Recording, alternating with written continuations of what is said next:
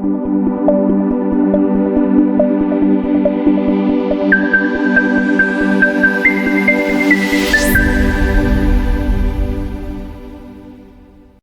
कैसे हैं आप सभी। आशा करता हूं कि स्वस्थ होंगे। मैं आदर स्वागत करता हूं आपके अपने YouTube चैनल रोजगार वे में।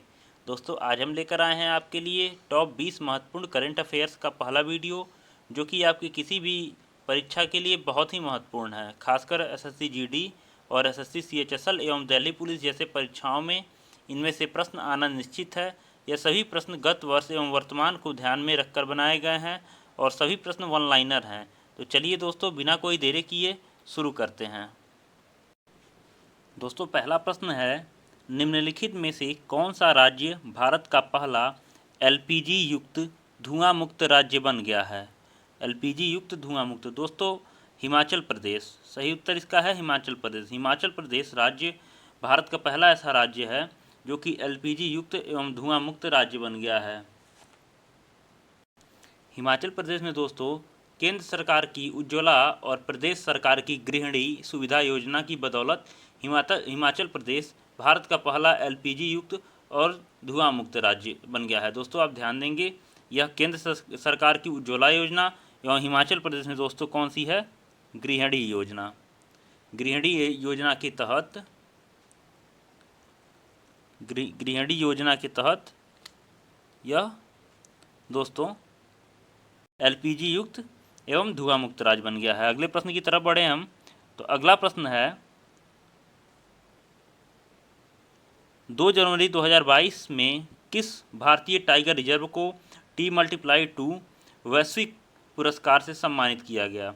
दोस्तों इसका सही उत्तर है Sathyamangalam tiger reserve. Sathyamangalam tiger reserve दोस्तों यहाँ बाघों की संख्या दोगुनी हो जाने पे इसे T+2 वैश्विक पुरस्कार से सम्मानित किया गया है। दोस्तों यह टाइगर रिजर्व तमिलनाडु में है, तमिलनाडु राज्य में है और यह नीलगिरी जैव मंडल का एक भाग है। तो सत्यमंगलम टाइगर रिजर्व दोस्तों T+2 वैश्विक पुरस्कार से सम्मानित किया गया है। यह कहाँ है, तो यह तमिलनाडु राज्य में है। अगला प्रश्न है दोस्तों, भारत ने अंडर-19 एशिया कप 2021 का खिताब किसे हराकर जीता। दोस्तों सही उत्तर हो जाएगा श्रीलंका। भारत ने अंडर-19 एशिया कप 2021 क्रिकेट का खिताब श्रीलंका को हराकर जीता। अगला प्रश्न है दोस्तों, ICC women's cricket of the year किसे चुना गया है। तो दोस्तों ICC women's cricket of the year Smriti Mandhana को चुना गया है। अगला प्रश्न, भारत की पहली पैरा बैडमिंटन अकादमी कहाँ स्थापित की गई। दोस्तों भारत की पहली पैरा बैडमिंटन अकादमी लखनऊ में स्थापित की गई है। तो दोस्तों भारत की पहली पैरा बैडमिंटन अकादमी लखनऊ में स्थापित की गई है। दोस्तों यह सेटअप स्टेट जो है डी फ्रांस स्टेडियम पेरिस में होने वाले वर्ष 2024 के पैरालंपिक में भारत की पदक संभावनाओं में सुधार करेगा। ठीक है, अगले प्रश्न की तरफ बढ़े हम।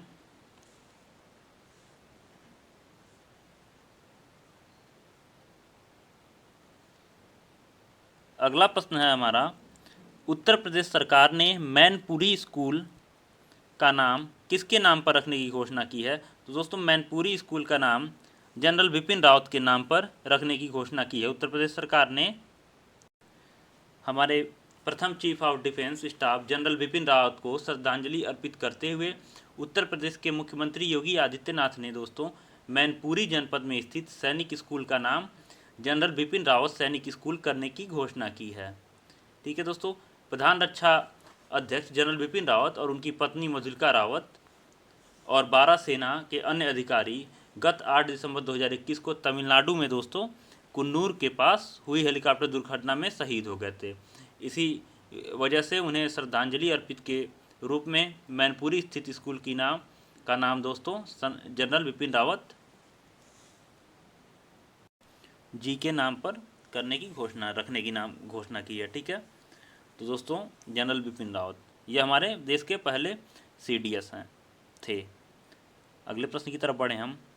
अगला प्रश्न है हमारा, 16 जनवरी 2022 को किसने इंडिया ओपन बैडमिंटन पुरुष में एकल खिताब जीता है। 16 जनवरी 2022 को किसने इंडिया ओपन बैडमिंटन 2022 में पुरुष एकल का खिताब, तो किसने दोस्तों, तो यह लक्ष्य सेन ने 16 जनवरी 2022 को इंडिया ओपन बैडमिंटन 2022 में पुरुष एकल का खिताब जीता। अगला प्रश्न है दोस्तों, पद्म विभूषण सम्मान 2022 कितने व्यक्तियों को दिया गया? तो दोस्तों पद्म विभूषण सम्मान 2022 4 व्यक्तियों को दिया गया। तो यह 4 व्यक्ति कौन कौन हैं दोस्तों?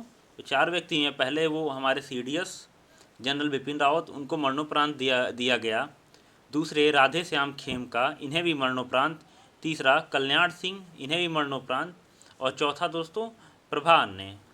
ठीक है, तो जनरल बिपिन रावत को दोस्तों सिविल सेवा, यह उत्तराखंड राज्य से संबंधित हैं। और राधे श्याम खेमका, यह साहित्य एवं शिक्षा के क्षेत्र में इन्हें दिया गया। कल्याण सिंह, इन्हें सार्वजनिक मामले में। एवं प्रभा अन्ने को दोस्तों कला के क्षेत्र में दिया गया। यह महाराष्ट्र से संबंधित हैं। तो पद्म विभूषण सम्मान 2022 दोस्तों 4 व्यक्तियों को दिया गया। चारों में से जनरल बिपिन रावत, राधेश्याम खेमका, कल्याण सिंह एवं प्रभा अन्ने। अगले प्रश्न की तरफ बढ़े हम। अगला प्रश्न है हमारा, भारत की पहली UNDP युवा जलवायु चैंपियन कौन बनी है?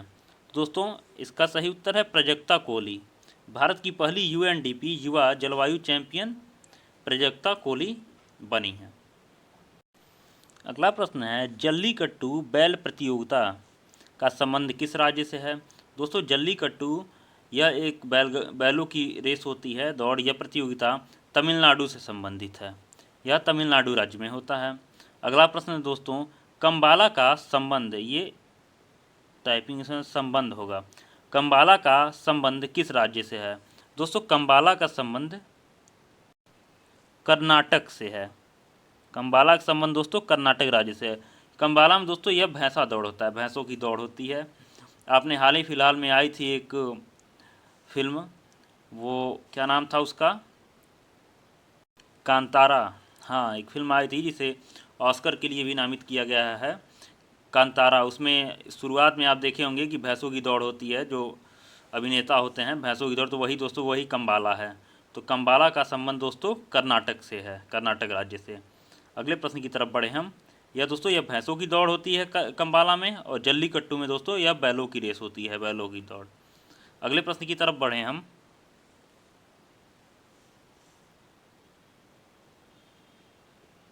अगला प्रश्न है, जल मेट्रो परियोजना वाला भारत का पहला शहर है? दोस्तों जल मेट्रो परियोजना वाला भारत का पहला शहर कोच्चि है। जल मेट्रो परियोजना वाला भारत का पहला शहर कौन सा है? कोच्चि।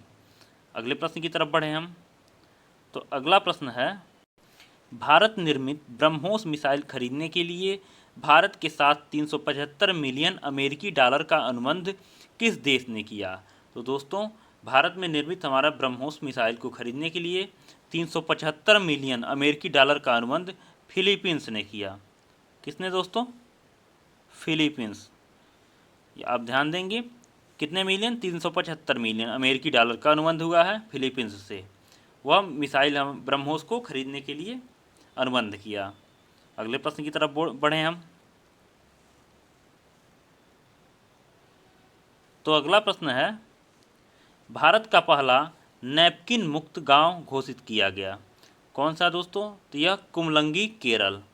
भारत का पहला नैपकिन मुक्त गांव कुमलंगी है। ठीक है, केरल के राज्यपाल दोस्तों आरिफ मोहम्मद खान ने 13 जनवरी 2022 को एर्नाकुलम जिले के एक छोटे से गांव कुमलंगी को भारत का पहला नैपकिन मुक्त गांव घोषित किया। ठीक है दोस्तों, इससे पूर्व में गांव ने भारत के पहले मॉडल पर्यटन गांव के रूप की भी प्रशंसा प्राप्त की थी। तो इसका सही उत्तर है दोस्तों कुमलंगी, केरल। भारत का पहला नैपकिन मुक्त गांव कुमलंगी, केरल का है। वर्ष 2021 के लिए फीफा का सर्वश्रेष्ठ फुटबॉलर किसे चुना गया? तो वर्ष 2021 के लिए ध्यान देंगे, ये 21 के लिए फीफा का सर्वश्रेष्ठ फुटबॉलर कौन है, पुरुष फुटबॉलर दोस्तों? तो रॉबर्ट लेवांडोव्स्की। रॉबर्ट लेवांडोव्स्की यह वर्ष 2021 के लिए फीफा का सर्वश्रेष्ठ पुरुष फुटबॉलर हैं। अगला प्रश्न है दोस्तों, 23 जनवरी 2022 को व्यक्तिगत श्रेणी का सुभाष चंद्र बोस आपदा प्रबंधन पुरस्कार किसे दिया गया? तो दोस्तों प्रोफेसर विनोद शर्मा को। प्रोफेसर विनोद शर्मा को 23 जनवरी 2022 को व्यक्तिगत श्रेणी का सुभाष चंद्र बोस आपदा प्रबंधन पुरस्कार दिया गया। अगले प्रश्न की तरफ बढ़े हम। अगला प्रश्न है, 23 जनवरी 2022 को व्यक्तिगत श्रेणी का सुभाष चंद्र बोस, तो ये तो हो गया दोस्तों, प्रोफेसर विनोद शर्मा को दिया गया। अगला प्रश्न, 9 जनवरी 2022 को प्रधानमंत्री नरेंद्र मोदी ने वीर बाल दिवस, यह ध्यान देंगे, वीर बाल दिवस किस दिन मनाने की घोषणा की दोस्तों? तो 26 दिसंबर। 26 दिसंबर को प्रधानमंत्री नरेंद्र मोदी ने वीर बाल दिवस मनाने की घोषणा की। दोस्तों यह दिन साहिबजादों यानी गुरु गोविंद सिंह के 4 पुत्रों को श्रद्धांजलि देने के लिए मनाया जाएगा। दोस्तों इसी दिन साहिबजादा फतेह सिंह और साहिबजादा जोरावर सिंह की शहादत हुई थी। उन्हें दीवार में जिंदा चुनवा दिया गया था। उन्होंने दोस्तों अधार्मिक मार्ग पर चलने की बजाय मृत्यु को प्राथमिकता दी थी। चारों साहिबजादे दोस्तों अन्याय के आगे कभी नहीं झुके और वे एक सामंजस्यपूर्ण विश्व बनाना चाहते थे। इसीलिए दोस्तों 9 जनवरी 2022 को प्रधानमंत्री नरेंद्र मोदी ने प्रतिवर्ष 26 दिसंबर को वीर बाल दिवस के रूप में मनाए जाने की घोषणा की। अगला प्रश्न दोस्तों है, 15 जनवरी 2022 को खादी के कपड़े का बना विश्व का सबसे बड़ा राष्ट्रीय ध्वज, ध्यान देंगे, विश्व का सबसे बड़ा राष्ट्रीय ध्वज खादी के कपड़े का बना कहाँ पर प्रदर्शित किया गया है दोस्तों? तो जैसलमेर में। जैसलमेर में विश्व का सबसे बड़ा राष्ट्रीय ध्वज प्रदर्शित किया गया। दोस्तों 15 जनवरी 2022 को सेना दिवस के अवसर पर जैसलमेर राजस्थान के भारत पाकिस्तान सीमा पर लोंगेवाला में खादी के कपड़े से बना विश्व का सबसे बड़ा राष्ट्रीय ध्वज प्रदर्शित किया गया। दोस्तों लोंगेवाला भारत और पाकिस्तान के बीच 1971 की जो ऐतिहासिक लड़ाई का केंद्र स्थल रहा था। ठीक है दोस्तों, राष्ट्रीय ध्वज यह जो स्मारकीय है 225 फीट लंबा है और 125 फीट चौड़ा है। ध्यान देंगे कितना लंबा दोस्तों? 225 फीट लंबा है और 150 फीट चौड़ा है। ठीक है, राष्ट्रीय ध्वज को दोस्तों आप एक बात और ध्यान देंगे, 22 जुलाई 1947 को अपनाया गया था। जो हमारा राष्ट्रीय ध्वज तिरंगा है उसे 22 जुलाई 1947 को अपनाया गया था। तो इसका सही उत्तर है जैसलमेर। अगला प्रश्न है दोस्तों, भारत के पहले ओपन रॉक संग्रहालय का उद्घाटन किया गया, तो कहाँ किया गया दोस्तों? हैदराबाद में। भारत के पहले ओपन रॉक संग्रहालय का उद्घाटन हैदराबाद में किया गया। दोस्तों केंद्रीय मंत्री जितेंद्र सिंह ने 6 जनवरी 2022 को हैदराबाद में भारत के पहले ओपन रॉक संग्रहालय का उद्घाटन किया। ओपन रॉक म्यूजियम दोस्तों कई कम ज्ञात तथ्यों के बारे में जनता को शिक्षित और सूचित करने के उद्देश्य से स्थापित किया गया है। इसमें भारत के विभिन्न हिस्सों का से लगभग 35 विभिन्न प्रकार की चट्टानें हैं, जिनकी उम्र 3.3 अरब वर्ष से लेकर पृथ्वी के इतिहास के लगभग 5.5 करोड़ वर्ष तक की है। ये चट्टानें दोस्तों पृथ्वी की सतह से 175 किलोमीटर की दूरी तक पृथ्वी के सबसे गहरे हिस्से का भी प्रतिनिधित्व करती है। तो दोस्तों भारत के पहले ओपन रॉक संग्रहालय का उद्घाटन हैदराबाद में किया गया। अगला प्रश्न है दोस्तों और लास्ट प्रश्न आज का, भारत का पहला ग्राफीन नवाचार केंद्र कहाँ स्थापित किया जाएगा? दोस्तों भारत का पहला ग्राफीन नवाचार केंद्र यह केरल में स्थापित किया जाएगा। दोस्तों डिजिटल यूनिवर्सिटी केरल और centre for materials for electronics technology CMET के सहयोग से 86.41 करोड़ रुपए में भारत का पहला ग्राफीन नवाचार केंद्र केरल में स्थापित किया जाएगा। यह भारत का पहला graphene research and development incubator होगा। इस परियोजना को भारत के इलेक्ट्रॉनिक्स और सूचना प्रौद्योगिकी मंत्रालय से मंजूरी मिल गई है। तो दोस्तों यह कहाँ खोला जा रहा है? केरल में।